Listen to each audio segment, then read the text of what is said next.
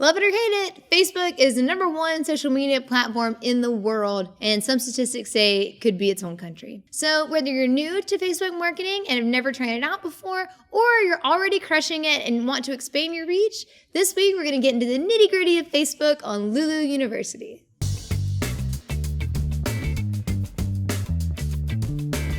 First up, you're going to want to create an author page. So this is different from your personal profile, and I think it's really important to note that you're going to want to make a separate page to differentiate your author business from your personal profile. So, your personal profile is personal. It's where you go back and forth with your mom about why you're here so long, or, your aunt's cat's pictures or whatever. But your author page is going to be business, where you interact as your author persona or with your author brand and your readers. Create an author page that reflects your brand as an author and lets your readers and audience know what to expect from you. So there are a few advantages of having a page versus a personal profile. One of those is that if you have an author page, then you don't need to friend people to connect. They can like your profile or your post, and you can have an unlimited number of likes. You can choose templates, add a shop section so people can buy your products directly from you.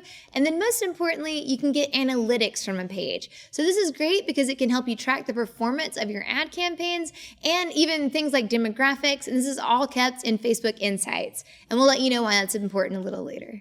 Up next are posting habits. So find out what works best for you and your audience and try to keep on a similar schedule.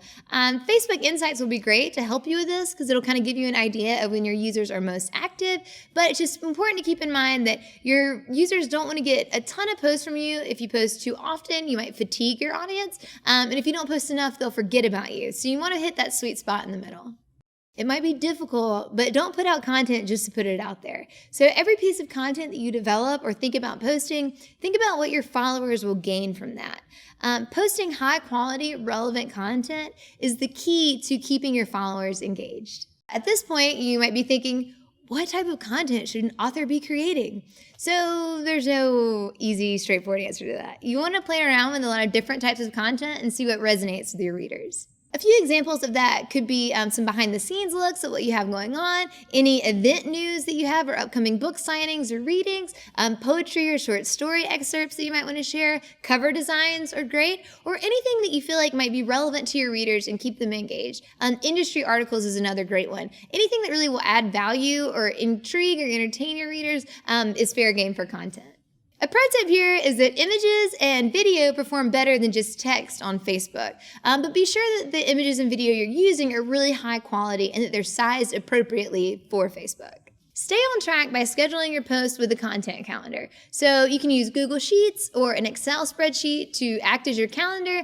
And it's really nice to be able to have maybe a tab for each separate month, and you can plan out the content that you will be sending out over the month.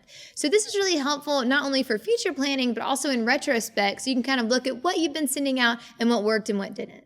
Once you have your posts planned out, you can schedule them in advance with free tools like Hootsuite or Buffer, or Facebook has a tool you can use as well to plan your content.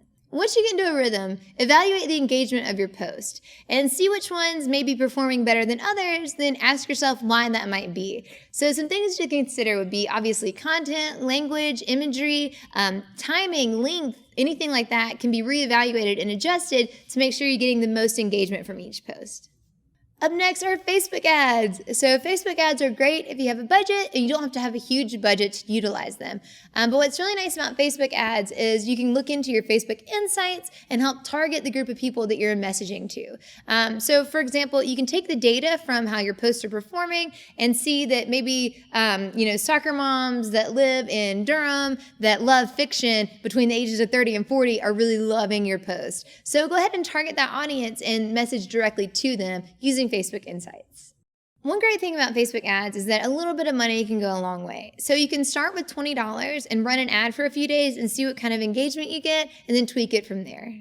There's a lot that you can learn about advertising on Facebook. And for a really great in-depth article, click the link in the description below for an article Hootsuite did on the ins and outs of Facebook advertising. That's the basics of Facebook as a marketing tool. So this is really just scratching the surface of what Facebook can do for you and your author brand. So if you have any questions, then leave them in the comments below and be sure to hit subscribe, and we will see you next time.